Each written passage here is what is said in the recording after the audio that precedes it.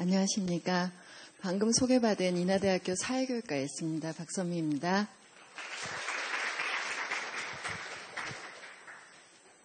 제가 오늘 하는 금요 강좌에서 빈자들에게 자유롭지 못한 신자유주의에 대한 이야기를 이제 하고자 하는데요.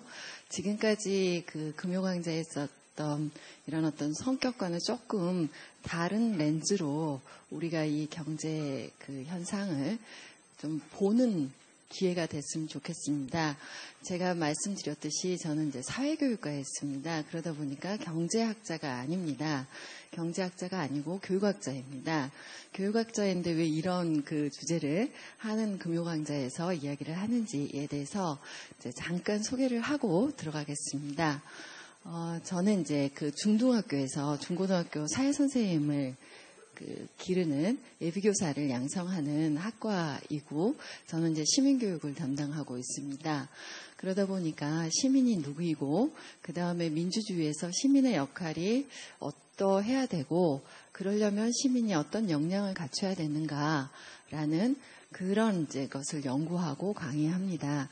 그래서 이제 인하대학교에서도 우리 세계가 어떤 부와 빈곤의 어떤 불평등한 지형도가 어떻게 그려졌고 그런 지형도를 만들기까지의 세계 경제 시장이 어떻게 움직이고 그리고 우리를 둘러싼 사회 문제들이 이런 어떤 경제 정치적인 구조와 어떻게 연관되어 있는가, 내 삶에 그게 어떤 연관이 되어 있는가 이런 것을 인식할 수 있는 사람이 가장 기본적으로 시민이 갖춰야 되는 역량이라고 생각을 해서 이런 연구들에 대해서 이제 연구를 하고 강의를 합니다. 그렇기 때문에 경제학자들이 보는 동일한 어떤 경제 현상이나 사회 문제가 다른 렌즈로 이제 볼 수도 있습니다. 그리고 저희는 이제 역사와 지리라는 어떤 사회 경제적인 문제를 역사와 지리 좀 통합적인 관점으로 보기 때문에 그런 역사적인 기술, 그 다음에 다른 나라의 이야기들 이런 것들과 지금 현재 우리 사회에서 일어나고 있는 고용 문제라든지 불평등 문제가 어떻게 연관되어 있는지 그걸 이제 초점으로 다뤄보도록 하겠습니다. 시작할게요. 지금 제가 가지고 온 주제는 가난한 자에게는 좀 자유롭지 못한 신자유주의라는 그런 주제로 시작하도록 하겠습니다. 먼저 첫 번째는 다시 돌아온 시장입니다. 다시 돌아온 시장이라고 한다는 것은 시장이었다가 시장이 주인이 아니었다가 다시 시장이 돌아온 것을 이제 이야기를 하는데요. 먼저 우리가 이제 자본주의의 큰 문제들 하면은 가장 큰 문제, 여기에도 나와 있지만 자본주의 하면 가장 큰 문제가 어떤 문제일까요?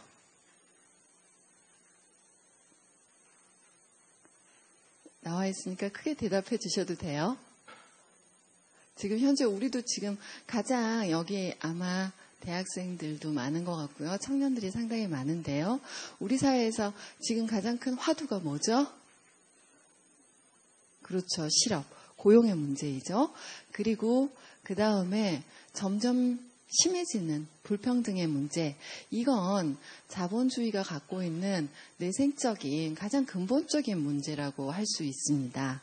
이제 이 대공황이 1929년에 미국에서 이제 대공황이 일어나고 이러한 대공황을 왜 겪어야 되는가에 대한 이제 분석을 케인즈라는 사람이 영국의 학자 케인즈라는 사람이 이제 분석을 하면서 이런 어떤 자본주의는 근본적으로 높은 수준의 실업률을 하고 소득 불평등이 있는데 이거는 기본적으로 앞으로 어떻게 될지 모르는 미래 상황에 대한 어떤 무지라든지 그다음에 불확실성에서 어떤 자기들의 사적인 이익을 추구하다 보니까 우리가 보이지 않는 손에 의해서 조종될 줄 알았는데 조종되지 못하고 이런 어떤 대공황이라는 파국을 맞이했다라는 것을 이제 이야기를 하면서 시장이 분명히 조절 기제 역할을 하겠지만 그 시장이 조절하는 동안 기다리다가는 우리가 다 늙어 죽는다. 이 사이클이 굉장히 빠르게 오는 게 아니고 천천히 오기 때문에 이런 어떤 시장에 그냥 맡기기에는 어렵다. 그렇기 때문에 국가가 개입할 필요가 있다라고 해서 이 국가가 시장에 개입하는 문제, 저 높은 수준의 실업률하고 불평등의 문제를 어떤 방식으로 이렇게 개입하느냐. 고용이다. 완전 고용의 문제를, 완전 고용이라는 정책을 통해서 실업의 문제를 해결하면 불평등의 문제도 완화될 수 있다. 우리 지금 현재 우리 정부에서도 좀 추구하는 게 이 비슷한 방향으로 이제 가고 있는 것 같아요. 그런데 우리가 생각하는 이제 이 고용을 그러면 어떤 방식으로 해야지 완전 고용이 될까라고 했을 때 이제 케인스 같은 경우는 그러니까 간접 시설에 투자를 해서 많은 사람을 고용을 한다든지 공공재를 이제 국가가 관리함으로써 이제 지금 말하면 공무원이겠죠. 공무원이라든지 이런 인력을 많이 고용을 한다든지 이런 방식으로 해서 이제 완전 고용을 추구를 하고 그 다음에 최저임금을 높여서 그러니까는 그 근로자들의 그런 어떤 노동자들의 임금을 높임으로써 호주머니를 좀 두둑하게 해야지만이 유효 수요, 즉 소비가 가능하다. 이렇게 소비가 가능해야지만이 공장에서 생산한 물건이 공장의 재고로 남지 않고 빨리빨리 순환되기 때문에 또다시 투자할 수 있고 또다시 투자해야지만이 일자리가 또 생기고 이런 방식의 선순환 구조가 이루어진다. 그런데 왜 그러니까는 그러니까 가장 최저임금을 받는 사람의 임금 수준을 높이는 게 중요하느냐. 만약에 한 달에 1,000만 원을 버는 사람이 100만 원의 수입을 더 올리는 거하고 100만 원을 버는 사람이 더 100만 원을 버는 거, 그러니까 더 수입이 올라갔을 때 소비의 여력이라는 것은 1,000만 원을 버는 사람이 100만 원을 더 올렸다고 해서 굉장히 많은 소비를 하지는 않지만 100만 원을 벌던 사람이 200만 원을 벌게 되면 그동안에 굉장히 참아왔던 정말 최소한의 소비를 통해서 그냥 먹고만 살았던 것을 약간의 문화생활이라든지 다른 상품 구매라든지 이런 것도 가능하다. 그렇기 때문에 최저임금을 올리는 것이 가장 중요하다라고 해서 한계소비 성향 체감의 법칙에 의해서 노동자의 실업이라든지 임금 수준이 그래서 중요하다라고 이제 케인스는 이야기를 하면서 국가를 시장 대신에 대공황에서의 그런 어떤 그 실패, 그러니까 자유시장에서 조절될 줄 알았던 시장의 실패를 국가라는 그 투수로 이제 교체를 합니다. 이제 우리가 가장 케인즈주의가 국가가 그렇다면 시장에 개입하는 방식, 아마 여기 경제학 굉장히 많이 강좌를 들어서 이 정도는 너무 쉬우실 텐데요. 이런 어떤, 예를 들어서 이제 이런 거죠. 국가가 이제 시장에 개입하는 게 너무 불황 상태예요. 너무 불황 상태라는 것은 뭐냐면, 불황이라는 거는 돈이 안 도는 거예요, 시중에. 돈이 안 돌기 때문에, 소비를 할 수가 없는 거죠. 소비를 할 수 없으면 공급이 과잉이 되는 거잖아요. 그러니까는 시중에 돈이 없어요. 시중에 돈이 없으면 세출, 그러니까 국가에서 세금을 많이 걷는 것보다 쓰는 걸 더 많이 하는 거예요. 그러니까는 세금은 조금 걷고 그 다음에 시중에 많은 돈을 풀어서 세출을 늘리면 적자 재정이 되는 거잖아요. 세입보다 세출이 많기 때문에 이런 방식으로 해서 시중의 통화량을 늘림으로써 해결한다. 불황 국면을. 그리고 너무 화랑 국면이에요. 인플레이션이라서 너무 시중에 돈이 많아가지고 물가가 막 오르는 거예요. 그렇다고 하면은 시중에 돈을 좀 걷어들일 필요가 있잖아요. 그렇기 때문에 세금은 많이 걷고 덜 쓰는 거죠. 그러니까 걷는 세금보다 쓰는 세출이 적으면 이거 국가 입장에서는 흑자예요? 적자예요? 많이 걷고 적게 써요. 그러면 그렇죠. 흑자 재정을 통해서 이렇게 국가가 시장에 개입할 수 있다라는 것을 1936년에 고용이자 화폐에 관한 일반 이론이라는 책에서 이제 이야기를 합니다. 그래서 실제로 제2차 세계대전 이후에 유럽의 재건이라는 굉장한 그 투자의 화랑의 국면들, 그러니까 전쟁으로 많은 도시들, 많은 국가가 이렇게 파괴되었던 것들을 다시 건축을 다시 해야 되는 거예요. 건설을 다시 해야 되기 때문에 일자리도 많아졌고, 그 다음에 돈 투입도 많고, 이러면서 굉장히 이제 경제가, 유럽 경제가 다시 이제 좀 살아나고, 그 다음에 우리가 제2차 세계대전 이후에, 여기에서 강의를 하셨는지 모르겠지만, 브레튼 우드 시스템에서 이제 그 미국 자체가 달러가 기축통화가 되고, 그 다음에 헤게모니를 미국이 완전히 갖게 되죠.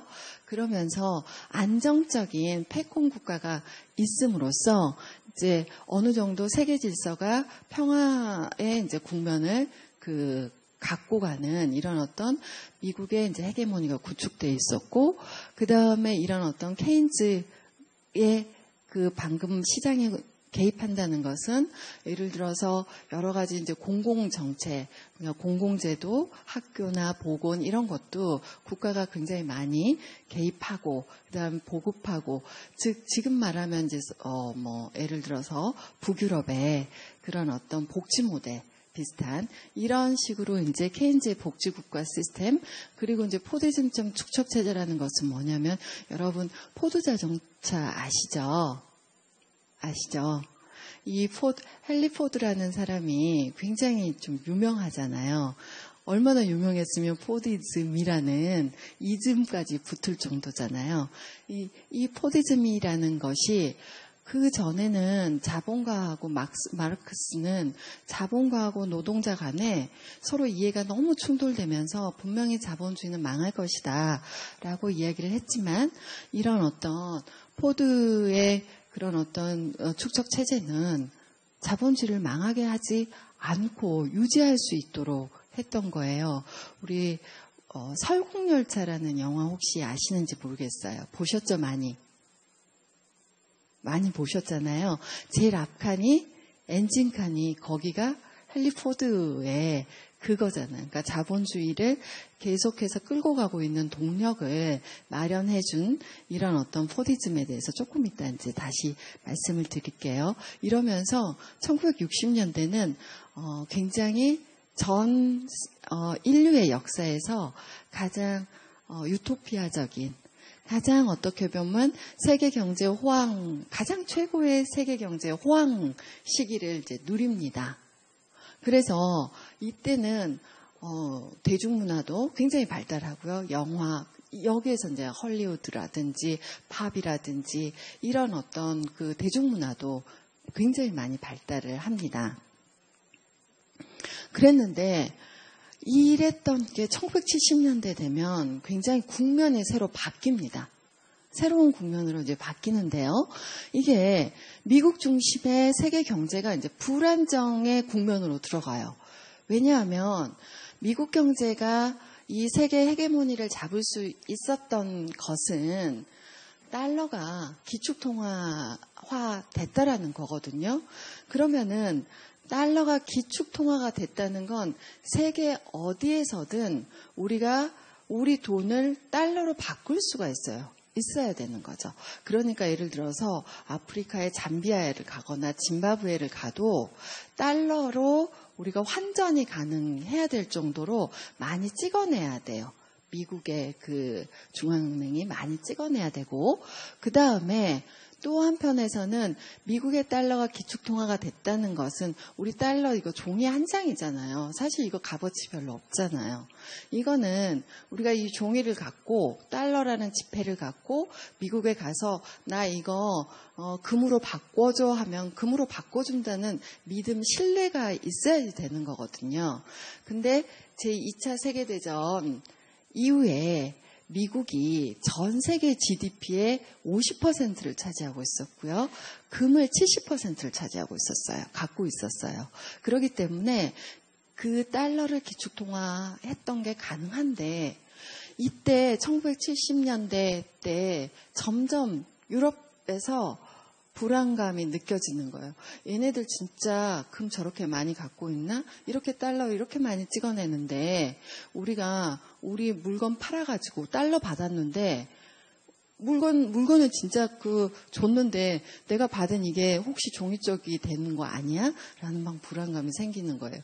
그 불안감을 증폭시킨 게 베트남 전쟁입니다. 그러니까 1964년부터 1973년까지 미국이 베트남에다가 어마무시하게 이제 이렇게 여기 촬영을 하고 있으니까 표준문어를 써야 되겠군요. 굉장히 많이 투자를 이제 했잖아요. 무기부터 이제 모든 돈을 굉장히 많이 썼잖아요. 그러다 보니까 이 미국 중심의 이런 어떤 화폐, 그러니까 경제 헤게모니에서 너무 저렇게 자기들은 우리 한국은행에서도 우리나라 돈 찍어내잖아요. 그런데 찍어낸다고 해서 그게 그 돈의 가치를 가지려면 그만큼의 신용도가 있어야 되는데 쟤네들 우리 갚을 수 있나? 라고 했는데 1971년에 그래서 유럽에서 갖고 있던 달러들을 전부 금태환해줘 라고 이제 갔어요. 그랬더니 못해줘. 1971년에 닉슨 대통령이 닉슨 선언을 하는 거예요. 우리 그만큼 못 갖고 있어. 못해줘 이러는 거예요. 그러니까 완전 패닉이죠. 다른 대안도 없는 상태에서 이런 패닉 상태를 가지고 온 거예요. 뭐 어떻게 하냐 막 하면서 워싱턴 스미소니언 박물관에 모여가지고 그러면 옛날에 우리 2차 세계대전 끝나고 나서 금 1온스에 35달러에 바꾸자고 했는데 우리가 좀 깎아줄게. 한 38달러, 40달러까지도 1온스에 40달러까지 할 테니까 바꿔줘 또 이랬어요. 그것도 못해. 그럴 만한 돈도 없어. 금이 없어. 이렇게 한 거예요. 이거 어떻게 하면서 킹스턴 체제, 그러니까는 이제 다시 모여서 그럼 이거 고정환율 못하겠다. 변동환율 하자. 그리고 너무 달러만 믿을 수 없겠다. 그래서 지금 IMF에 SDR, 그러니까는 여러 나라에 이제 파운드도 들어가고 막 이제 이런 여러 기축통화를 좀 다양화하는 방식으로 이제 시스템이 바뀌어요. 이런 식으로 이제 미국 경제가 그런 어떤 신뢰성을 좀 잃어가는 그게 1970년대예요. 그게 또 베트남 전쟁뿐만이 아니라 세계 경제가 이제 또 불안정하고 미국 경제도 불안정했던 이유가 또 석유 파동이었어요. 두 차례 이제 석유 파동인데요. 일단은 불안 국면이 되면 보통의 경제는 우리가 경제학 원론 같은 걸 이제 보면 보통의 경제는 불황이잖아요. 그러면 불황에서는 물건값이 싸질까요? 그러니까 비싸질까요? 불황이기 때문에 유효 수요가 별로 없어요. 그러면 수요가 별로 없으면 물건값은 어떻게 돼요? 너무 쉬운 거 물어봐서 대답 안 하시는 거죠? 그러니까 살 사람이 별로 없으면 물건값 어떻게 될까요? 떨어질까요? 오를까요? 떨어지겠죠. 떨어져요. 그러면 떨어지면 그 나라의 상품 수출이 가격이 떨어지니까 자동차를 예를 들어서 1,000만 원이었던 것을 800만 원으로 떨어졌어요. 그러면 수출은 더 잘 될까요? 아니면은 잘 안 될까요? 가격이 떨어졌어요. 우리나라 그 물건 가격이 떨어졌어요. 그러면 수출이 잘 돼요? 안 돼요? 잘 되잖아요. 그럼 수출 잘 되면 다시 경제가 다시 성장을 할 수 있잖아요. 그런데 석유 파동은 그런 어떤 기본적인 원리를 깨버리는 거예요. 그러니까는 이제 불황 국면인데 석유 원자재 가격이 너무 비싼 거예요. 그러다 보니까 물건값이 떨어지지가 않아요. 그러다 보니까 투자는 또 낮아져요. 가격이 여전히 비싸고 수요는 없으니까 더 투자를 못하는 거예요. 이런 어떤 악순환을 계속 1970년대 밟게 됩니다. 그리고 이제 또 세 번째는 이런 상황에서 각각의 주요한 선진국들이 경제 위기를 다른 나라의 직접 투자를 통해서 이 문제를 해결하려는 노력들이 많이 이루어져요. 그래서 자본이 국가 간의 이동을, 선진국 간의 이동을 이제 국가들이 이제 하고, 국내 통화 정책 하면 이제 우리가 대체로 금리 이야기 하잖아요. 금리라든지 환율이라든지 이런 어떤 국내 통화 정책으로는 자국의 경제를 이걸로 컨트롤을 할 수 있다라고, 그리고 적자 재정, 흑자 재정 이런 걸 통해서 국내 시장을 국가가 통제할 수 있을 거라고 했는데 그 믿음이 깨져버리는 거죠. 그래서 이런 어떤 상태에서 국가가 과연 시장 경제에 맞는 해결사인가에 대한 회의가 드는 거죠. 케인즈의 가장 큰 문제점은 뭐였냐면 국가를 올림포스의 그리스의 신들로 본 거예요.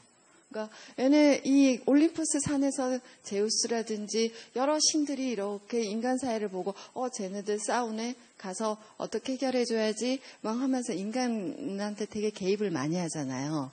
그리스의 신들은. 그런데 국가는 신이 아니었다는 거예요. 그러면서 이런 어떤 케인즈가 국가를 굉장히 만능 해결자로 봤다라는 것 자체에 그런 문제가 있었다라는 회의가 듭니다. 그러면서 다시 1970년대 말부터 이제 80년대 다시 시장에 대한 그런 어떤 그 시장으로의 회귀가 이제 돌아가요. 우리 이 넥타이를 보시면요. 지금 잘 안 보이는데 이런 넥타이가 상당히 유행했었어요. 지금 여기 모습들이 누구냐면 아담 스미스예요. 아담 스미스의 넥타이가 레이건 대통령 취임식 때, 그러니까 미국의 이제 1980년대 레이건 대통령이 그 대통령 선거 운동하고 그랬던 사람들, 그 참모들, 거기에 이제 어떤 학계라든지 여기에서 자문해 주시는 분들, 이런 분들이 저 넥타이를 매는 거를 이제 자신들의 표식처럼 하고 다녔어요. 아담 스미스 넥타이. 다시 시장, 자유무역, 자유시장, 이런 것을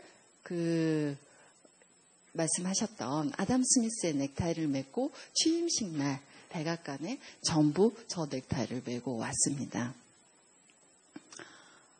그리고 최근에는 또 어떤 일이 있냐면은 이걸 보면은 이제 티파티라고 이제 미국의 그 보스턴 차 사건에서 우리가 미국 독립할 때, 영국으로부터 독립할 때 보스턴 차 사건이 있었는데요. 이 차 사건으로부터 미국이 영국으로부터 독립했다라는 이제 미국의 그 당시의 가치, 자유에 대한 가치, 이거를 우리가 티파티라는 그런 어떤 단체를 만들어서 이런 어떤 공화당을 지지하는 그런 어떤 모임인데요. 이번에 뭐 트럼프라든지 이런 사람 되게 여기에서 이제 많이 지지를 했는데, 여기에서 보면 전부 다 뭐냐면 좀 더 정부가 스몰러, 작아졌으면 좋겠다. 그 다음에 좀 덜 썼으면 좋겠다. less spending. 좀 덜 썼으면 좋겠다. 텍스, 세금 좀 덜 걷었으면, 국가가 너무 많은 걸 하려고 하다 보니까 돈이 많이 필요한데 세금 좀 덜 걷었으면 좋겠다. 이미 세금 너무 충분하다. 이제 이런 어떤 것을 그 모토로 하고 시장에 그냥 놔둬라. 정부가 너무 큰 정부 만들지 말아라. 라는 방식으로 이런 이제 그 활동을 하는 것. 그러니까, 아담 스미스의 넥타이라든지 이제 티파티라든지가 다시 돌아온 시장에 대한 어떤 상징처럼 이제 보이는 거죠. 그래서 1980년대 이제 신자유주의는 본격적으로 등장을 하는데요. 그 등장을 첫 번째 그 문을 연 사람이 영국의 1979년에 대처 수상입니다. 우리가 이제 그 영화도 대처 수상에 대한 영화도 나왔고요. 그 다음에 철의 여인 뭐 이렇게 하면서 우리가 이제 대처 수상에 대해서는 이야기를 알고 있는데, 이 대처 수상과 그 다음에 미국의 이제 레이건 대통령이 이제 미국에서 이 신자유주의를 표방하면서 이제 대통령이 됐죠. 그래서 우리가 영국에서 이거를 대처리즘이라 하고 미국에서는 레이건노믹스라고 이제 하는데요. 여기는 다시 시장의 자율성을 회복하자, 국가가 아니고 시장의 자율성을 회복하자 해서 가장 크게는 세 가지입니다. 하나는 포디즘에서 포스트 포디즘으로 옮겨가자. 또 하나는 국가가 많이 관리했던 공공재 민영화하자. 그리고 세 번째는 이렇게 좀 고용 구조를 탄력적으로 유연하게 하자. 즉 만약에 한 회사를 들어갔으면 정년 퇴임까지 보장받는 이런 거는 시대가 굉장히 빠르게 변화하기 때문에 그걸 유연하게 노동력을 쓸 수가 없다. 그렇기 때문에 관료적인 회사 구조보다는 팀제로 가고, 그래서 우리가 우리나라에서도 굉장히 어떤 팀장님이 생긴 게 이제 과장님, 부장님에서 이제 팀장님, 그리고 TF팀 막 해서 어떤 뭔가 새로운 이슈가 있으면 그거에 따라서 인력을 새롭게 이렇게 딱 구성해가지고 TF팀을 만든다든지, 그 다음에 우리가 정말 상시 고용할 수 있는 인력은 조금 줄이고 아웃소싱을 한다든지, 이런 방식의 이제 고용 구조의 유연화, 이제 이 세 가지가 신자유주의의 가장 큰 특징이라고 이제 할 수 있습니다. 그래서 먼저 약간 이제 제가 교재가 조금 달라졌어요. 약간 요거를 또 빼놨었는데 요걸 좀 추가를 했습니다. 포디즘에서 포스트 포디즘으로 이제 그 생산의 세계, 좀 시간이 부족할 것 같아서 뺐다가 이거 빼놓고 이야기하면 좀 섭섭할 것 같아서 다시 추가했어요. 여기에 보면은 우리 포디즘이라고 우리 설국열차까지 나오고, 포디즘, 그 다음에 모던타임즈 보면은 우리 찰리 채플린이 그 가로등에 자기 몸을 비비비비 꽂잖아요. 계속 꼬는 어떤 강박에 걸리잖아요. 이제 이런 것들이 이제 포디즘적인 축적 체제를 비판한 영화인데요. 포디즘 하면 우리가 이제 가장 많이 교과서에서 배운 게 뭘까요? 포디즘 하면 그렇죠, 컨베이어 벨트. 이 컨베이어 벨트에 대한 이야기를 가장 많이 해요. 그래서 이런 방식으로 각자 생산의 라인, 그러니까 자동차를 만약에 생산한다라고 하면 자동차의 생산 공정을 굉장히 세분해서 거기에 이 컨베이어 벨트에 그거를 이제 다 라인업을 시켜놓고, 이 사람은 거기에서 예를 들어서 나사만 조이고 이 사람은 어떤 바퀴만 끼고 막 이런 방식으로 이제 하는 거예요. 헨리 포드라는 사람이 이거를 처음으로 생각한 건 아니고요. 정육점에서, 그러니까는 소를 도축하는 공장에서 먼저 이렇게 한 거예요. 여기에 이제 막 하면 소 한 마리를 놓고 나서 그 도축 공장 보면 막 여기 머리를 자르는 사람은 계속 소가 오면 머리만 자르고 있고 뒷다리만 자르고 있고 꼬리만 자르고 있고 껍질 벗기고 있고, 이런 어떤 방식을 보고 어머, 저거 자동차에도 괜찮겠다라고 해서 이렇게 이제 자동차에다 접목을 했는데, 이 컨베이어 벨트가 이제 컨베이어 벨트를 하다 보니까 분업을 굉장히 효율적으로 하게 되고, 그래서 보면은 자동차를 한 대를 조립하는데 93분밖에 안 걸리는 거예요. 장인 한 명에, 엄청 전문가 한 명의 자동차 한 대 만들려면 한 달 내내 가장 능숙한 숙련공도 한 달 내내 만들었어야 되는데, 비숙련공들을 모아다가 자동차 한 대를 만드는데 이렇게 함께 하니까 93분밖에 안 든 거죠. 그리고 자동차 가격을 그래서 대폭 그때 1916년에 다른 회사 자동차가 $2,000였는데 약 $360로 줄여버려요. 여기까지 그래서 대량 생산 시스템을 만들었다는 게 이제 우리가 포디즘으로 알고 있는데, 그런데 여기에서 이 사람이 자본주의를 만망하게 하는 그런 어떤 그 축적체제를 구축했다고 말하지 않고요. 대량 소비 시스템을 만들었다는 거예요. 보니까 자동차를 아무리 그러니까 가격을 다운시켰어도 $360라면 비싼 거예요. 그런데 자동차는 한 번 사면 우리가 옷처럼 계절마다 옷장에 이거 보고 없네 해서 하나 살까?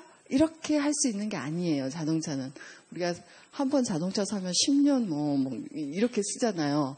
그런데 자동차를 소비할 수 있는 계층이 굉장히 특수한 계층이라는 거죠. 그 계층이 아무리 돈이 많다 해도 자동차를 매년 살 수는 없는 거잖아요. 시장이, 자동차 시장이라는 건 굉장히 좁은 시장이고, 아무리 가격을 다운시켜도 날마다 먹고 사는데 힘든 노동자들에게는 $360도 너무 비싼 거예요. 1916년에. 그렇기 때문에 우리의 노동자들을 나의 소비자로 만들어야 되겠다라고 생각한, 그게 포디즘의 핵심입니다. 그래서 월급을 많이 올려요. 1914년에 이 사람이 우리 사회에 미친 영향이 굉장히 큰데요. 8시간 근무제를 도입해요. 왜냐하면 자동차를 갖고 저녁에 놀아야 돼요. 시간이 있어야 되는 거죠. 그리고 그 다음에 하루의 임금을 $5를 주는데요. 그게 그 당시에 다른 경쟁 회사들 있잖아요. 여기에 2배예요. 월급을 2배를 줘버리는 거예요. 가장 조립 라인에 있는. 그리고 이들에게는 연말에 자동차를 아무리 그래 월급을 올려도 저축하고 자동차 사는 게 굉장히 힘들어요. 연말 성과급이라는 그런 시스템을 마련해요. 그래서 한꺼번에 목돈을 탁 주는 거예요. 우리 회사가 성과를 어느 정도 이뤘다. 그러면 우리 회사원이 몇 명이니까 얼마씩 나눠 갖자라는 성과급 제도를 지불을 해요. 배당금을 지불을 하죠. 그러면 내가 큰 돈이 갑자기 한번 들어왔어요. 자동차 살까? 훨씬 욕구가 어때요? 우리 많아지겠죠. 그러면서 굉장히 자신들이 이렇게 자신들의 노동자들을 자동차 소비자로 만드는 거예요. 그런데 여기 포드 자동차는 워낙 연쇄 효과가 높은 산업이에요. 자동차 산업이라는 게. 자동차 만들려면 자동차 공장 하나만 있어서는 안 되거든요. 거기에 철강도 만들어야 되죠. 고무로 바퀴도 만들어야 되죠. 나사도 만들어야 되죠. 유리도 만들어야 되죠. 그 다음에 그렇게 다 그것뿐만이 아니라 자동차 하고 나온 보험회사도 생기죠. 그 다음에 고속도로 중간에 이런 어떤 막 이제 고속도로 못 나갔으니까 광고판도 이제 세우게 되고, 거기에 이제 모텔들도 막 들어서게 되고, 뭐 관광도 활성화되고 하면서 연쇄 효과가 굉장히 많은 산업이 자동차 산업이에요. 그러다 보니까 포드 자동차에 관련된 부품을 조달하거나 관련된 산업들의 임금이 전반적으로 다 올라가요. 그러면 노동자 입장에서 굉장히 숙련된 노동자가 A라는 회사는 100만 원을 주고 B라는 회사는 50만 원을 줘요. 그러면 좋은 사람은 전부 다 어디로 가겠어요? 같은 일을 하는데 월급을 2배 줘요. 그럼 당연히 A 갈까요? B 갈까요? 그래도 충성을 지키기 위해서 B, 그렇게 남는 분도 가끔은 계시겠지만, 그쵸? 그렇지만 대부분은 다 어디 갈까요? A를 가요. 그러면 회사 입장에서 좋은 인력을 다 뺏기잖아요. 가치 임금을 올리는 거예요. 그래서 미국의 중산층이라는 계층이 생깁니다. 그러니까 그 전에는 부르주아 계급과 프롤레타리아 계급, 즉 자본가 계급과 노동자 계급의 대립으로만 봤는데 중산층이라는 계층이 올라가게 돼요. 예상하지 못하게. 그래서 이 자본주의를 지속 가능하게 만들었어요. 그런데 물론 나쁜 점 굉장히 많아요. 여기는 컨베이어 벨트에서 같이 동시에 시작해서 동시에 일을 끝내야 되기 때문에 한 사람이라도 지각을 한다든지 한 사람이라도 존다든지 중간에 이러면은 이게 고장가 자동차가 불량이 나오기 쉽잖아요. 그렇기 때문에 전부 여기 반장 같은 사람이 여기서 라인 컨베이어 벨트에서 졸고 있는 사람들 체크하고, 그다음에 화장실 가는 시간도 굉장히 줄이고 엄청나게 노동 통제를 많이 하는 또 그런 나쁜 점도 있지만, 이런 이제 포디즘적인 축척 체제가 자본주의를 좀 뭐라고나 할까, 그 번영의 길로 많은 사람이 이제 어느 정도는 대중문화를 즐길 수 있고 자동차 문화를 즐길 수 있는 그런 어떤 사회를 이제 만들어냈다라는 점에 있어서 굉장히 포디즘 축척 체제가 1960년대 그런 어떤 낭만적인 시대를 만들었다라고 이야기를 하는데요. 그런데 그런 포디즘의 시대가 갔어요. 아까 말씀드린 것처럼 다양한 여러 가지 요인에 의해서 1970년대 경제가 굉장히 세계 경제가 이제 나빠졌는데, 그러면서 사람들이 저 포드 자동차는 항상 까만색이었고 그 다음에 모델을 안 바꿔요. 왜냐하면 컨베이어 벨트를 한번 바꾸는 게 너무너무 힘드는 거예요.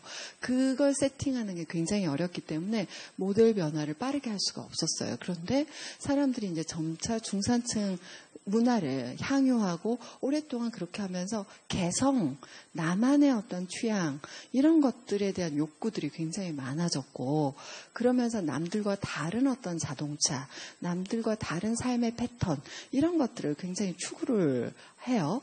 그래서 빠르게 그러니까는 소품종을 대량 생산하는 게 아니고 다품종을 굉장히 다양한 품종을 소량 생산하는 시스템으로 해서 소비자층을 이렇게 타겟을 만들어요.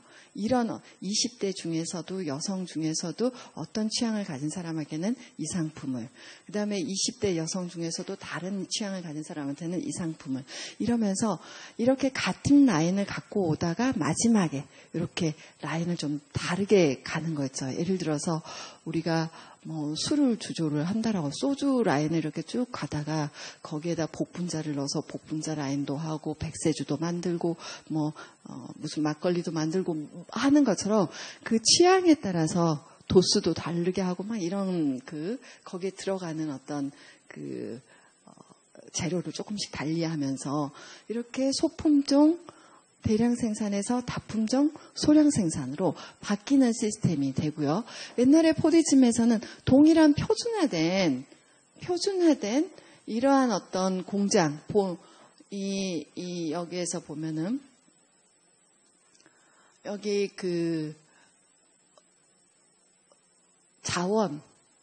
자원을 가지고 메인 공장이 있고 이건 이제 다른 분공장 같은 게 있고 그다음에 메인 시장이 있고 또 여기에 전부 네트워크로 여기가 통제 라인으로 하나로 이렇게 가고 있는데 이 포스트 포디즘 시스템에서는 각각이 독립적인 공장 운영 시스템부터 그다음에 시장도 각각 갖고 있는 타겟도 다르고 지역도 다르고 이런 어떤 포스트 포디즘 시스템으로 가는 거죠.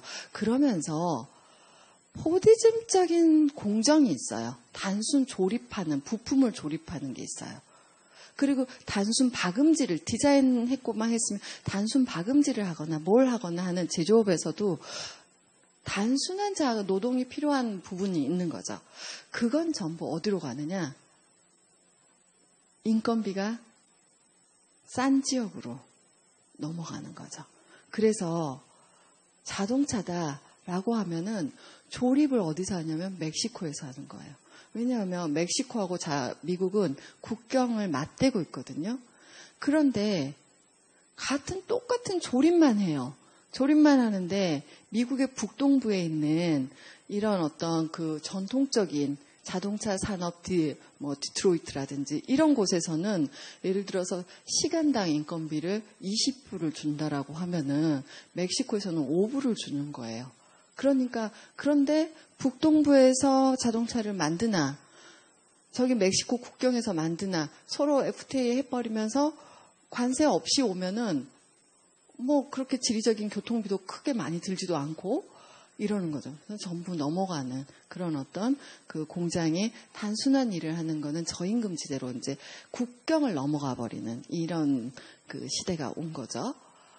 그러다 보니까 디트로이트 같은 데서는 실업률이 전통적으로 자동차 산업에 먹고 살았던 사람들이 공장이 이제 없어지는 거잖아요.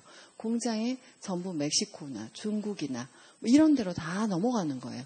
그러다 보니까 여기에서는 도시 파산 선언을 할 정도까지 디트로이트는 도시 파산 선언을 하는 그런 문제도 생깁니다. 그래서 보면은 이거의 문제는 지금 보면 여기가 디트로이트예요. 5대5 연안의 디트로이트에서 바로 국경 도시들로 자동차 부품이 오고 근데 여기도 멕시코도 비싸져요. 그럼 다 가장 인건 비싼 방글라데시까지 이렇게 공장이 굉장히 전 세계를 자유롭게 이동하는 이런 어떤 형태로 이동을 하게 됩니다. 그래서 어떻게 됐느냐? 포디즘 시절에는 이런 노래 우리가 시간이 좀 되면 음악도 막 크게 틀고 할 텐데, 이런 어떤 노래, 그러니까는 노동자가, 포드 공장에서 일했던 노동자가 나는 돈을 아끼고 모았어. 그래, 이 노동자야. 이 사람이, 그래, 나 신형 쉐보레 자동차 샀다? 이제 정말 여자친구랑 막 같이 드라이브 가면서 놀아야지 하는 그런 그 비치보이의 그 노래들이 뭐 그런 팝이 굉장히 유행이었어요. 그런데 최근 노래들을 보면은 뭐냐면 이거예요. 우리 아버지 20년간 공장에 일했어. 그런데 이제는 제양군인의 강당에 이제 앉아 있어. 다 포드 자동차 조립 라인에서 일했는데 이제 이 공장이 없어. 이런 이제 그 노래를 하게 된다는 거죠. 미국도.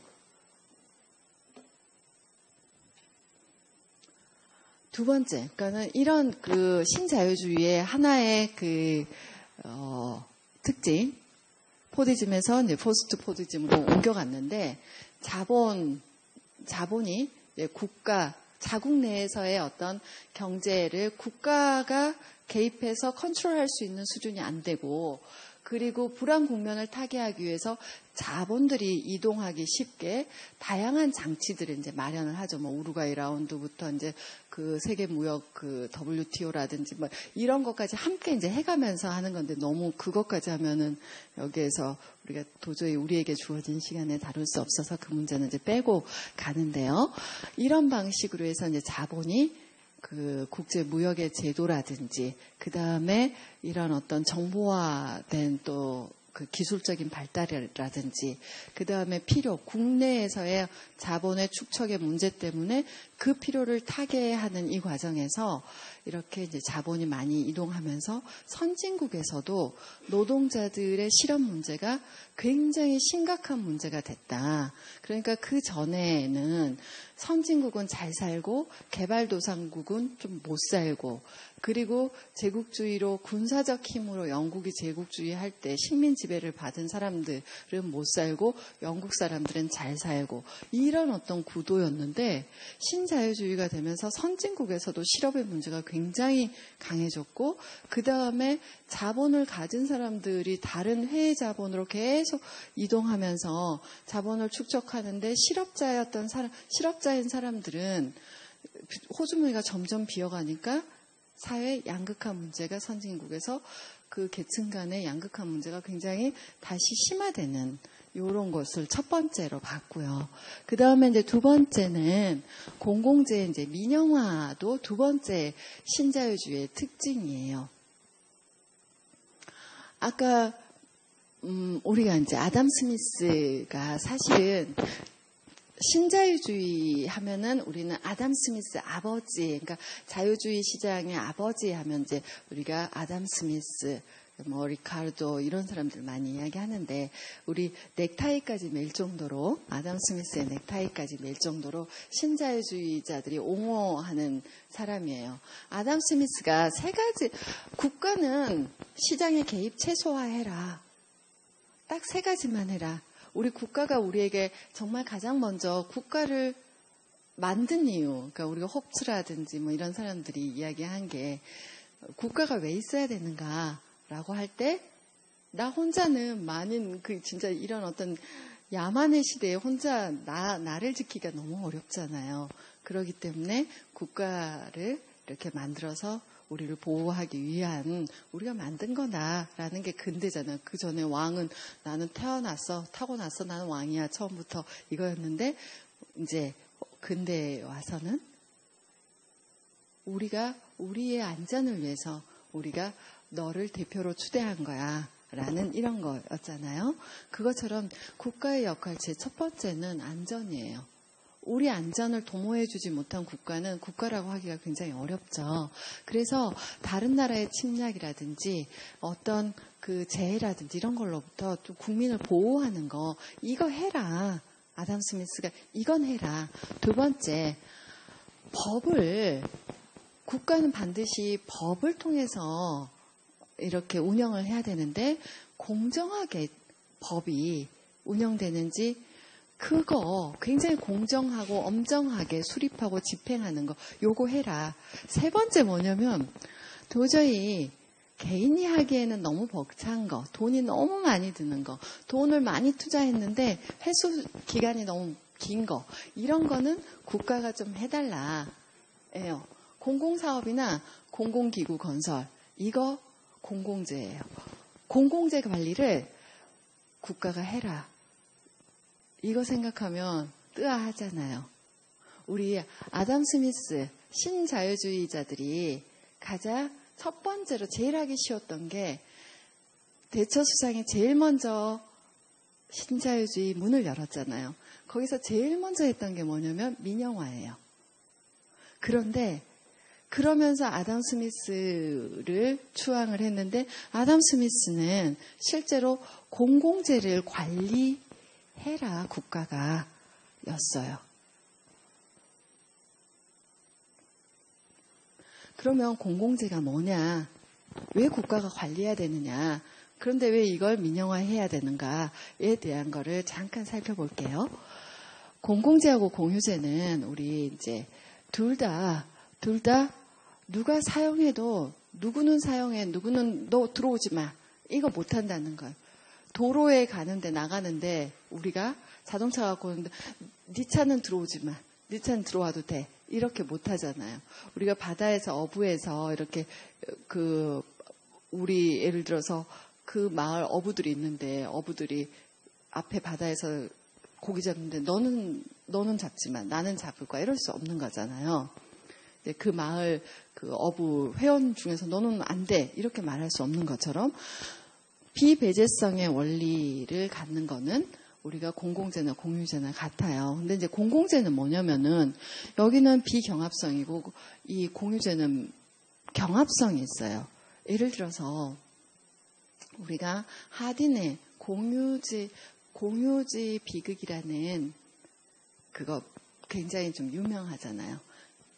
우리가 함께 쓴다. 예를 들어서 화장실에 휴지가 있어요. 근데 우리 집의 화장실의 휴지는 한번 갈 때 5칸 이상을 안 써요. 그런데 공중화장실이에요. 공중화장실이면 그냥 이렇게 몇 겹을 이렇게 툭 뜯어서 보면 한번 진짜 세보면 15칸일 수도 있어요. 그죠? 그렇잖아요. 이게 이제 공유지의 비극이라는 거예요. 함께 쓰는 거. 근데 배제하지 못하는 거. 그러니까 예를 들어서 옛날에 인클로우저 운동 일어나기 전에 이제 각 중세의 도시들은 전부 다 같이 이렇게 목초지가 공유지로 있는 거예요. 근데 어떤 사람이 우리 집은 양을 많이 키워서 거기에 새벽 5시에 나가서 풀을 뜯게 해버리는 거죠. 근데 다음에 나가서 보니까는 풀이 없어요. 그러면 새벽 4시에 나와서 이제 나는 뜯겨야겠다 해서 새벽 4시에 나가서 이제 풀을 뜯기고 이러다 보니까 서로 경쟁적으로 풀을 뜯기면 그 공유지에 이제 뿌리까지 다 먹어서 더 이상 풀이 안 나는 거. 이게 이제 공유지의 비극이다라는 이야기를 했고 이런 거는 뭐냐면은 굉장히 경합성을 갖는다는 거예요. 그런 거는 공유재인데 공공재는 비경합성이에요. 내가 화장실에 한번 갔다고 해서 그 휴지는 공유재이지만 화장실 자체는 공공화장실 자체는 내가 갔다고 해서 사용 가치가 떨어지는 거 아니에요. 다른 사람의 사용 가치가. 내가 도로를 한번 나갔다 해서 그 도로의 사용 가치가 떨어지는 건 아니에요. 이런 거는 비경합성을 가져서 우리가 공공재라고 한다고 합니다. 그래서 등대 같은 것도 내가 이 앞에 배가 한번 지나갔다 해서 등대의 사용 가치가 떨어지는 건 아니다. 그래서 요런 경합성을 가진 공유재가 아니고 비경합성을 갖고 비배제성을 가진 이런 공공재 같은 경우는 좀 국가가 관리를 해야 되지 않겠느냐라고 하면서 이제 이 비배제성으로 인해 가지고 굉장히 내가 사용하는 게 다른 사람한테 영향을 뭔가 긍정적이든 부정적이든 줘도 누구한테 돈을 얼마만큼 지불을 해야 될지 모르는 거.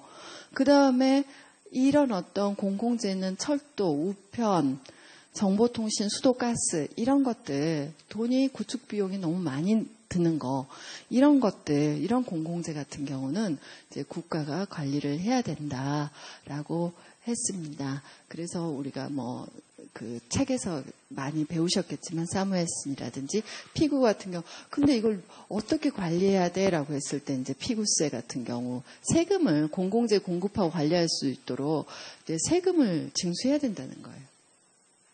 예를 들어서 공해 유발자, 내가 차를 타고 하면서 공해를 유발해서 내가 폐암에 걸렸다라고 했을 때 그 차, 어떤 차가 공해를 많이 유발하고 가서 내가 그 차주들한테 전부 찾아다니면서 내가 폐암 걸린 거 보상해줘 할 수가 없으니까 자동차에다가 공해 유발세 받아서 건강보험에서 이걸 지불하는 방식으로 공공재를 관리해야 된다라는 게 이제 피구라는 사람이 이야기해서 이제 우리가 피구세라고 했어요.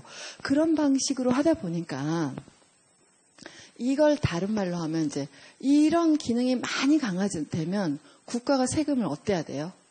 저런 걸 다 관리를 하려면 건설도 해야 되고 관리도 해야 돼요. 그럼 공무원도 있어야 되고 그럼 돈이 어때요? 세금을 어떻게 해야 될까요? 세금을 굉장히 많이 걷어야 돼요.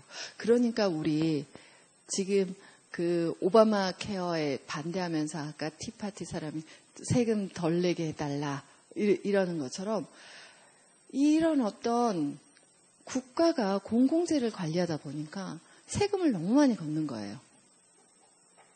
그러다 보니까 세금이 너무 부담스러워요. 그리고 옛날에는 공공재를 진짜 이런 어떤 철도 이런 것만 생각했는데 이제 교육, 보건, 그러니까 모든 뭐 연금 막 이 모든 걸 전부 다 공공재처럼 생각을 하는 거예요. 그래서 공공재의 개념이 너무 막 확대돼 버리는 거죠. 그러면 돈이 기하급수적으로 많이 들어가는 거예요. 그러다 보니까 세금 부담이 되고 이 사실은 세금이라는 건 사실은 투자할 돈이에요. 기업 입장에서는 또. 그러다 보니까 자본을 국가한테 너무 많이 주다 보니까 투자가 활성화되지 않는다라고 해서 시장경제의 활력이 이제 저하됐다라는 비판을 받게 됩니다. 힘드세요? 많이 어려워요. 괜찮으세요? 안 쉬고 해도 될까요? 괜찮으시죠?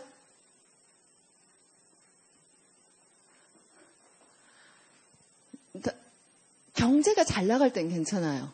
경제가 잘 나갈 때는 괜찮아요. 그런데 경제가 불황이에요. 그럼 아까 말씀드린 것처럼 세금은 굉장히 투자 비용인 거죠. 투자가 위축돼요. 투자가 위축되면 재정도 당연히 또 공공재 너무 많이 넣었어요. 재정 적자가 발행돼요. 국채가 발행돼요. 그러면 국채가 발행되면 이자율이 당연히 상승하겠죠. 이자율이 상승하면 은행에서 돈을 빌려다가 투자하는 게 또 위축돼요. 하면서 이런 악순환에 이제 빠졌다는 거죠. 그래서 이제 대처가 그래 민영화하자. 민영화를 하는데 우리가 민영화의 논리가 뭐냐면은 이제 이런 방식으로 민영화의 논리가 뭐냐면 한편에서는 정부의 규모 기능이 이제 축소해서 재정 적자 해소하면 국가 경쟁력 강화되고 또 우리 입장에서는 국가 입장에서는 그렇지만 또 우리 소비자 입장에서는 민영화를 한다. 우리가 대체로 병원 민영화 이런 이야기 하잖아요. 이 민영화를 하면 조금 더 특화된 서비스를 받을 수 있다라는 걸 논리를 해요. 그러니까는 내가 조금 더 지불하더라도 더 나에게 맞는 서비스를 받은 걸 선택할 수 있는 소비자로서의 권리를 보장할 수 있다라고 이야기를 합니다. 그런데 결과적으로 모든 나라에서 이루어진 민영화들을 보면은 대부분이 우리가 서비스를 잘 받는 건 우리가 삼성 컴퓨터를 사는 이유가 뭐냐면은 삼성 컴퓨터가 뭐 다른 우리가 그 조립한 컴퓨터보다 질이 좋다고 안 할 수도 있어요. 그잖아요. 그런데 내가 컴퓨터를 잘 몰라요. 고장났으면 어떻게 해야 될지 몰라요. 그런데 삼성은 전화 한 통 하면 네 고객님 하면서 막 금방 와가지고 막 고쳐주잖아요. 그러면 아 그래 삼성 하길 잘했네 이런 생각이 들거든요. 그런데 만약에 삼성이 LG가 없다라고 하면 LG가 없다고 해도 삼성이 그렇게 네 고객님 할까라는 생각이 드는 거죠. 우리가 시장경제 민영화된 사기업들이 공기업보다 훨씬 더 안 뻣뻣하고 훨씬 더 부드럽잖아요. 우리가 서비스를 잘 받잖아요. 그거는 경쟁 시스템이기 때문에 좀 더 소비자를 내 편으로 끌어들이기 위해서. 그런데요, 우리가 보듯이 철도라고 한번 해볼게요. 철도를 민영화를 한다라고 할 때 철도는 진짜 막대한 돈이 들어가는 겁니다. 한 기업이 이거를 하는데 다른 기업과 경쟁을 해서 소비자를 나눠 먹어야 돼요. 그러면 이 철도의 초기 투자 비용은 무지막지 많이 들어가는데 회수하는 기간은 적고 또 그걸 나눠야 된다 하면 어느 누구도 안 달라들어요. 그러다 보니까 많은 국가들이 큰 공공재를 다 독점이라는 구조로 민영화를 해줘요. 왜냐하면 독점을 해줘야지만이 그 기업이 달라드는 거예요. 그렇기 때문에 우리가 기대하는 서비스, 삼성이 만약에 독점이었다. 우리 가전제품이라든지 모든 전자제품의 독점 구조였다라고 하면 지금과 같은 서비스를 받지 못할 가능성이 크다는 거죠. 그거와 마찬가지로 시장 경제가 우리 소비자한테 좋은 거는 좀 더 저렴한 상품 가격 경쟁도 해주고 서비스 경쟁도 해준다는 건데 이런 큰 어마무시한 공공재, 공룡과 같은 공공재를 독점을 하면 사실은 그 서비스나 가격의 경제 하락 이거 기대하기 어렵다는 겁니다.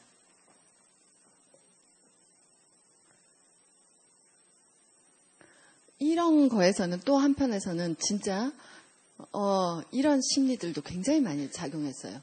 시장 실패보다 정부 실패가 더 무서워라는 것도 굉장히 많이 작용을 했다라는 거예요.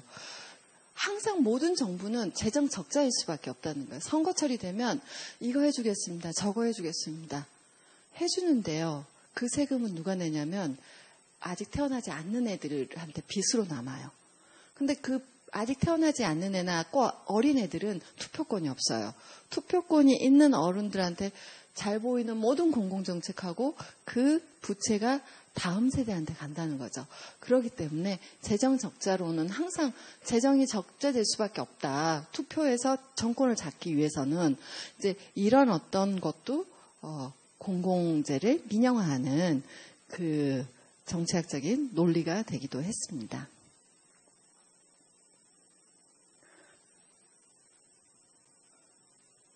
그래서 1979년부터 영국이 이제 민영화했고 1985년부터 미국이 이제 민영화를 해서 교도소까지 민영화를 해요. 그러니까 우리가 심지어는 정말 국방이라든지 이런 부분에서는 절대 민영화해서는 안 되는 부분들까지도 이제 민영화를 합니다. 그런데 보면은 민영화의 결과 영국의 철도 값이 전체적으로 민영화를 1993년에 철도 민영화가 이루어졌어요. 그래서 20년간 한번 물가 상승을 고려를 해봤더니만 물가는 66%가 상승을 했어요. 20년 동안. 철도 그 가격은, 그러니까 기차 가격은 208%가 상승을 했어요. 그리고 또 한편에서는 서비스가 굉장히 안 좋아요. 그래서 사고가 많이 나요. 왜냐하면 안전을 위한 기존에 계속 날마다 그 안전을 위해서 사람을 고용하고 뭘 하는 그 비용보다 한 번 사고 나서 그걸 보험 처리하는 게 더 싼 거예요. 그러니까 안전장치, 안전을 위한 요원들 이런 거에 투자를 하지 않아서 영국 기차는 맨 처음에는 사람들이 이제 고장나서 터널에서 2시간 기다리면 이제 화가 여기까지 났다가 차물인자 몇 개 가지고 그러려니 하고 요즘은 많이 그랬다고 합니다. 그래서 다시 영국은 민영화를 국영화로 철도를 이제 하는 여론이 강해져서 그 방향으로 이제 변화가 되고 있고요. 그 다음에 굉장히 독점의 특권은 세계적인 부호를 낳아요.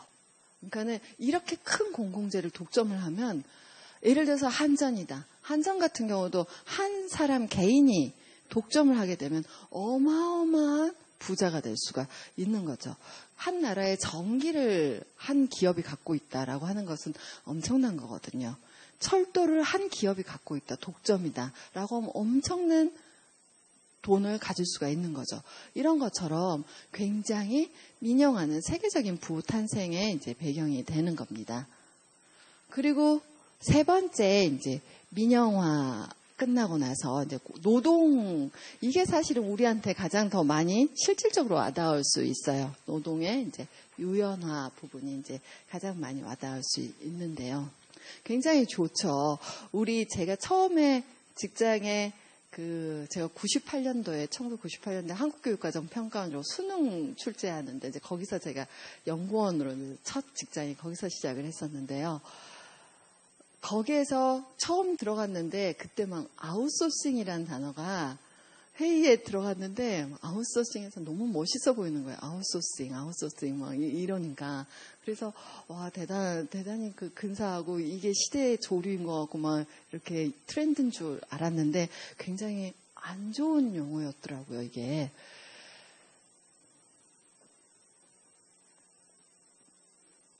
민영화를 했어요. 그래서 공공재에서 정부의 역할을 굉장히 이제 축소를 하다 보니까 기존에 많이 필요했던 공무원보다 전부 민간 기업에서 이제 채용을 해야 되는 부분, 민간 기업의 고용에 대한 비율이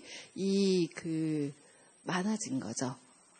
지금 당시 이제 미국하고 영국에서, 그러니까 공공재 관리에 필요한 인력보다 이게 이제 민간 기업으로 넘어가면 이제 민간 기업에서 그러니까 고용 여부를 이제 어떤 방식으로 할 것인지를 이제 민간 기업이 책임을 지고 하는 겁니다. 그래서 그 민간의 역할이 굉장히 확대가 됐고요. 그 다음에 여기에서 노동시장 고용 유연화가 이제 추구되면서 복지제도가 축소될 수밖에 없었죠. 왜냐하면 복지라는 걸 아까 공공재를 점차 개념 확대를 복지까지도 공공재로 봤기 때문에 그래서 복지도 축소되고 노동시장 유연화를 이제 추구를 하게 됩니다. 헷갈리네요.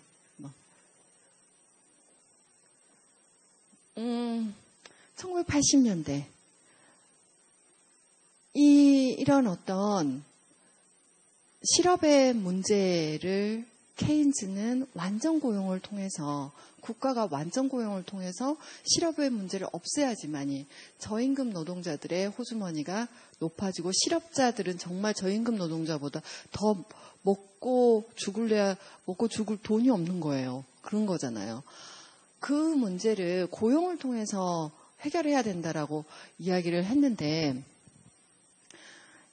이 시장에서는 당연히 실업은 당연히 자본주의에 있어서 필요한 요소다.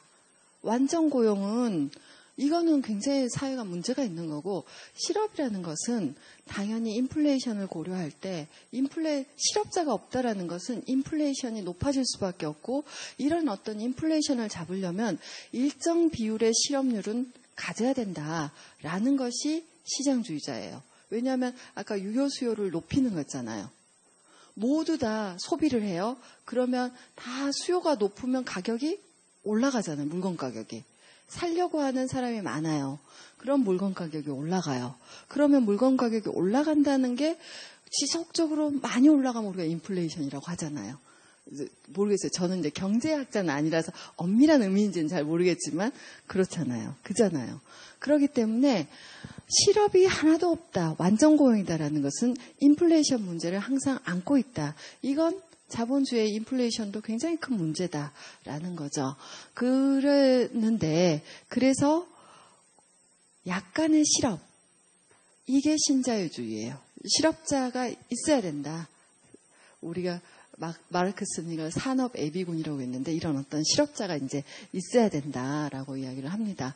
그래서 전반적으로 이런 분위기 하에서 1970년대에 1960년대 고도 성장하다가 1970년, 80년대 초반까지 굉장히 저성장 시대로 진입했고, 그 다음에 아까 말씀드린 것처럼 선진국에서 공장이 빠져나가면서 선진국의 고용 악화가 됐고, 그 다음에 한편으로는 사람이 하던 일을 컴퓨터가 굉장히 많이 하게 됐어요. 컴퓨터가 발달하면서. 그러면서 이제 기술 혁신으로 이제 고용 없는 성장.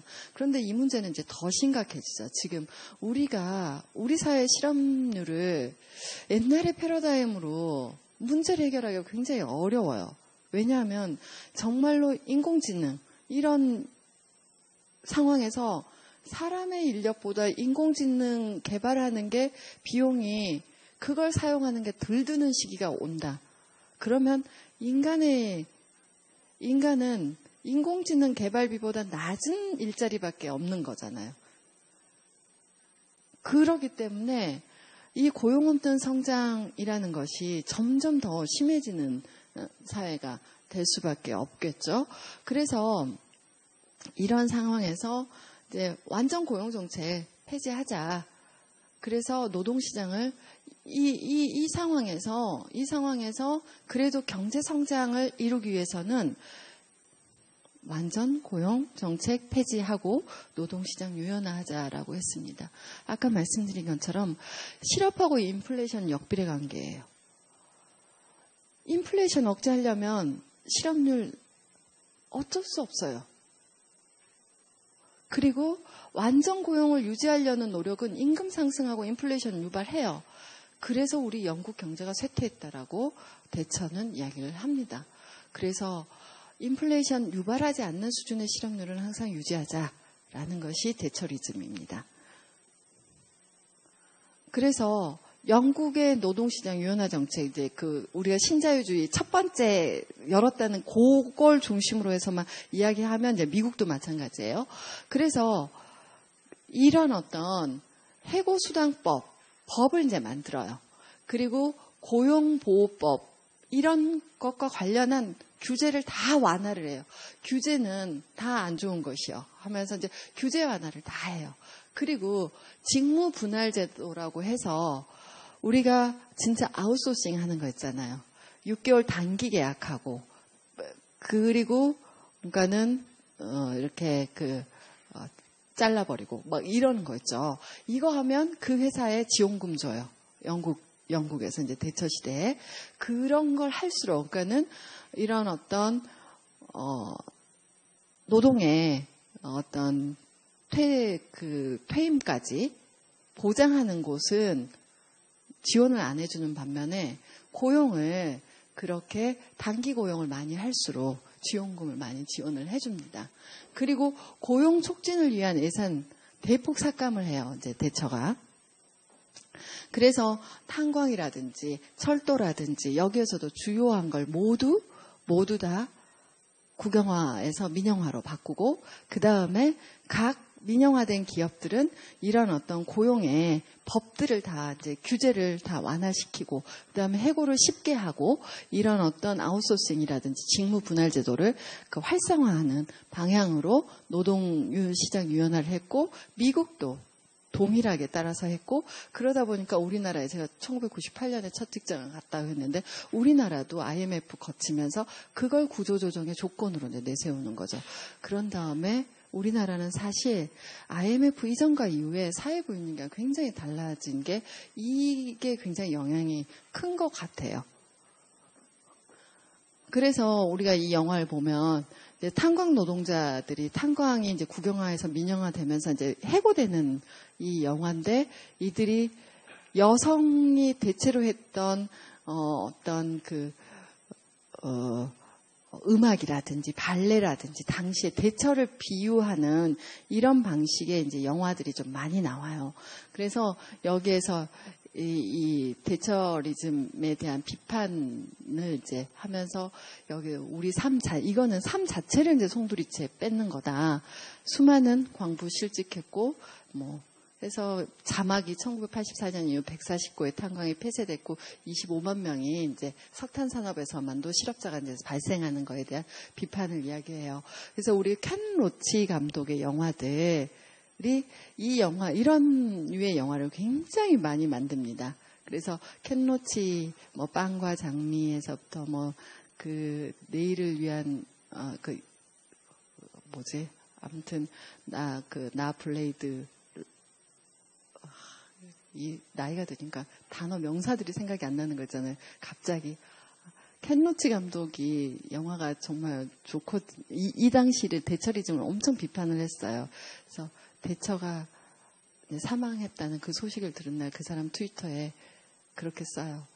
장례 민영화해서 가장 최저 이 장례비 이렇게 낸 쪽에다가 그거 장례 치르라고 해라. 그러니까 거기에 찬성 댓글 어마무시하게 이제 달렸었어요.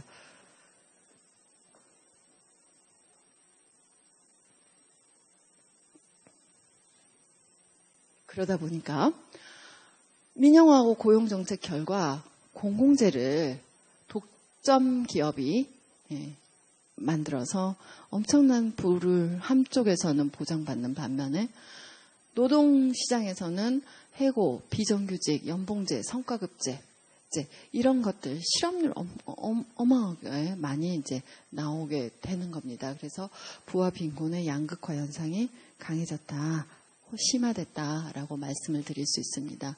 그러다 보니까 이제 마무리를 해야 되는데요.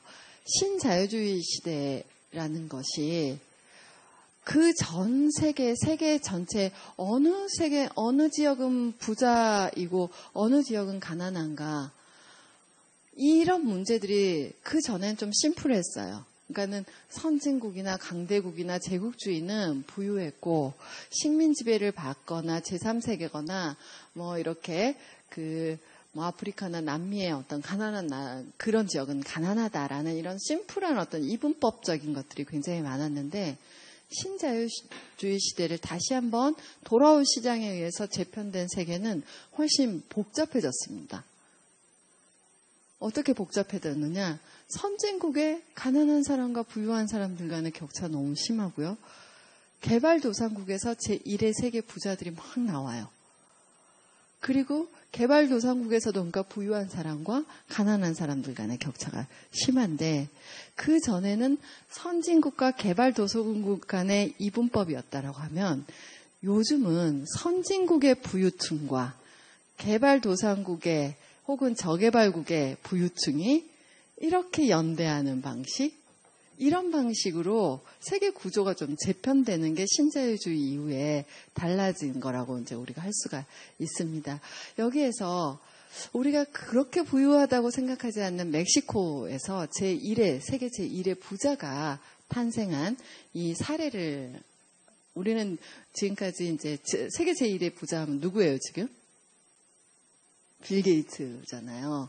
빌 게이츠가 작년, 재작년에 세계 1위를 탈환했어요. 그러나 그 전 3년 동안은 이 사람의 보다 부자가 아니었어요. 2등이었어요, 빌 게이츠가.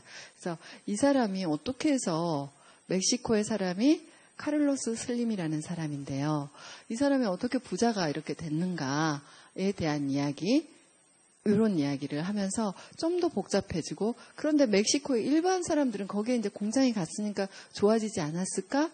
방글라데시에 공장이 갔으니까 거기 일자리 생겼으니까 좋아지지 않았을까? 이렇게 이제 생각할 수도 있잖아요. 선진국의 노동자들은 일자리를 잃었지만 멕시코라든지 방글라데시라든지 우리나라에서도 공장이 많이 나갔잖아요. 베트남이나 방글라데시나 우리가 입고 있는 옷들 방글라데시에서 많이 만들잖아요.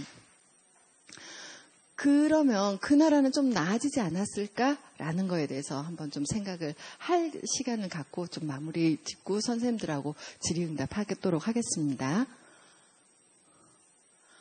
보면 멕시코란 나라는 미국하고 붙어 있어서 좋은 점도 있고 나쁜 점도 있는데 대체로 남미가 굉장히 피해의식이 강해요. 강할 수밖에 없어요. 왜냐하면 유럽이 1492년 1492 이때가 콜럼버스가 아메리카 대륙에 도착한 때거든요. 그 전까지 유럽은 아시아나 1300년대는 아프리카가 진짜 부유했어요. 우리는 암흑의 시대라고 중세의 이런 시대를 유럽은 암흑이었어요. 하지만 다른 나라는 다른 지역은 그때가 가장 번영기였죠.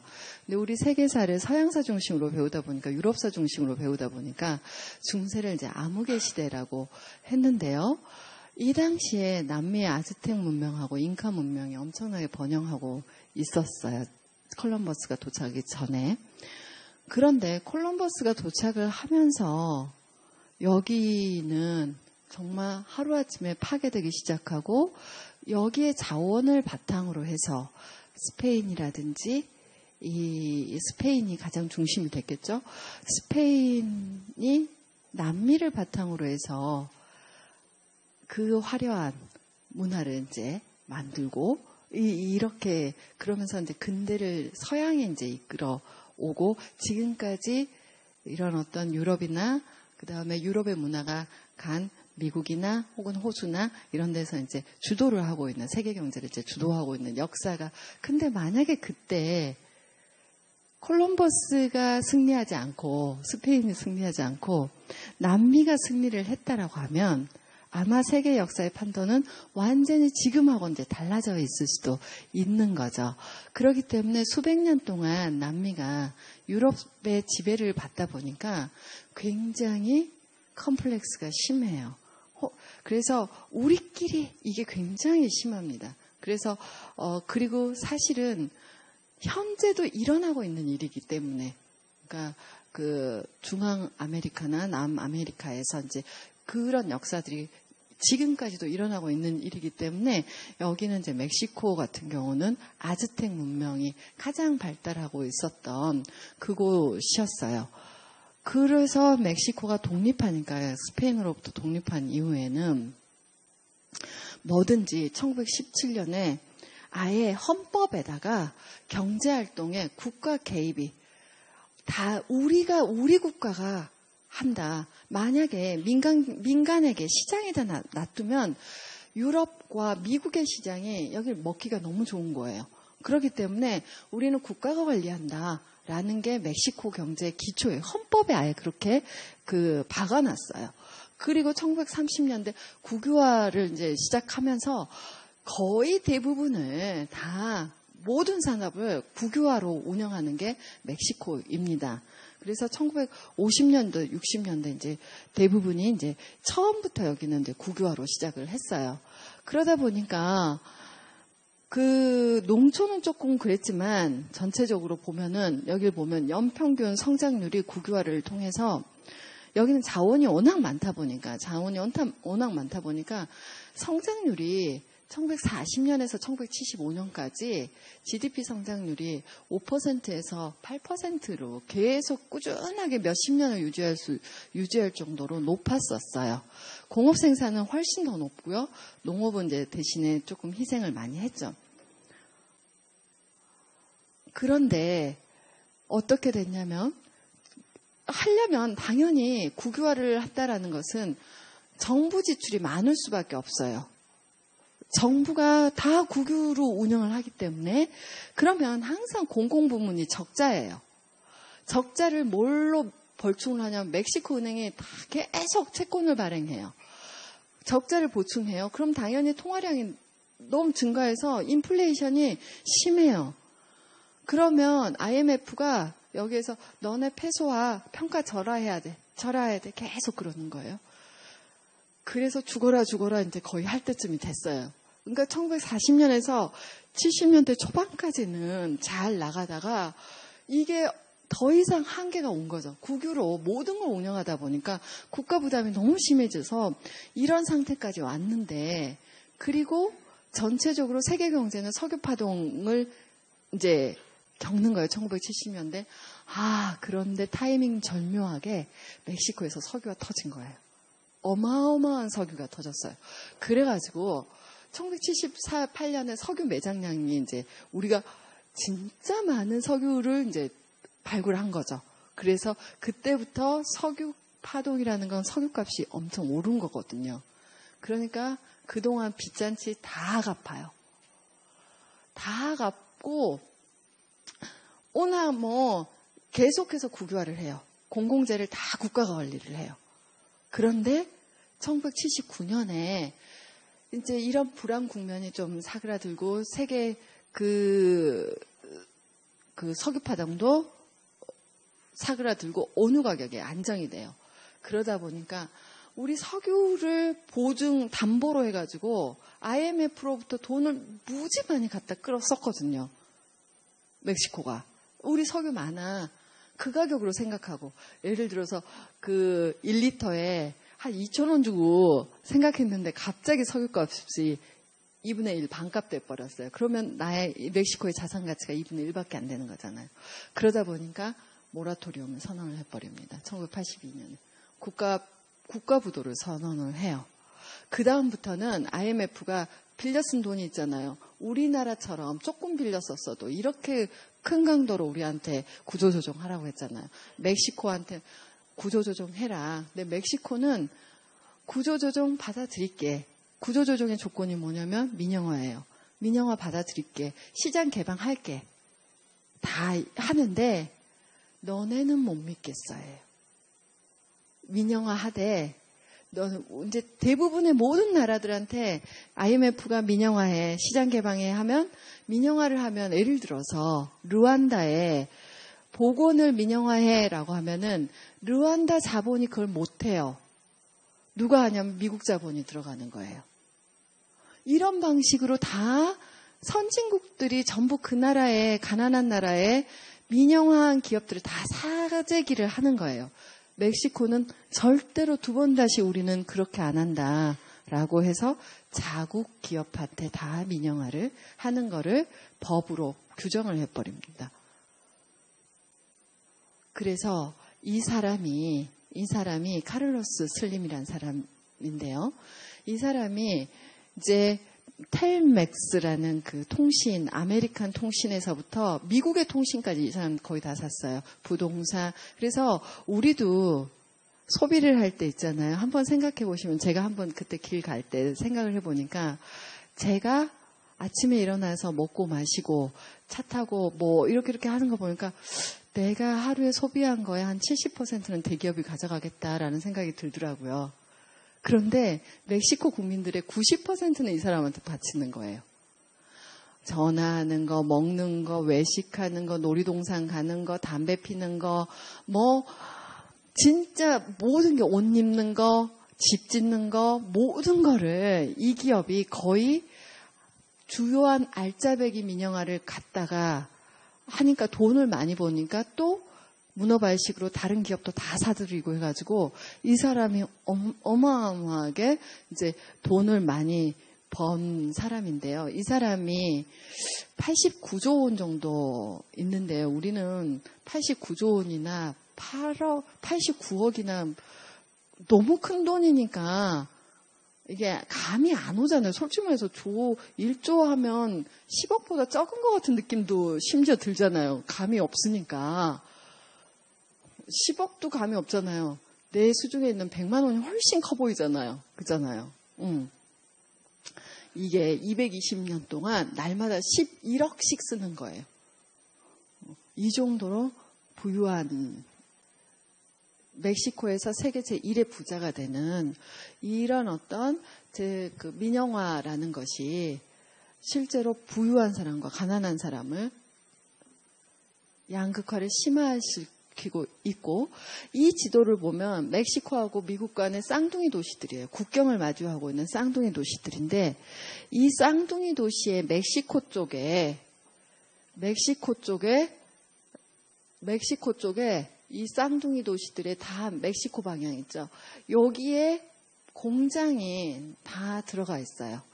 이게 뭐냐면 마길라도라라는 멕시코 공장인데, 미국의 이게 그 방앗간이란 뜻이에요. 마길라도라가.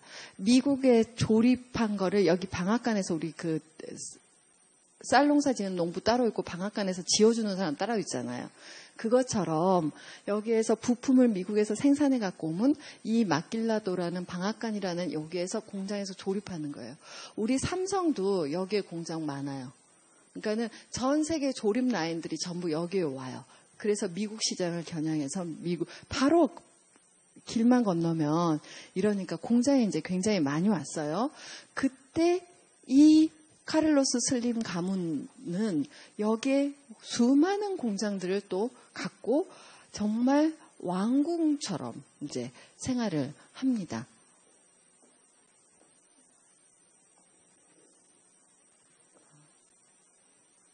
이 영화를 보면 이제 제니퍼 로페즈가 나온 영화인데요. 이제 보도타운이라는, 이게 이제 보도타운이 뭐냐면은 국경 도시라는 뜻이에요. 아까 그 마길라도라 그 도시를 우리가 보도타운이라고 하는데, 여기에서 시와드 후아레스라는 도시가 있어요.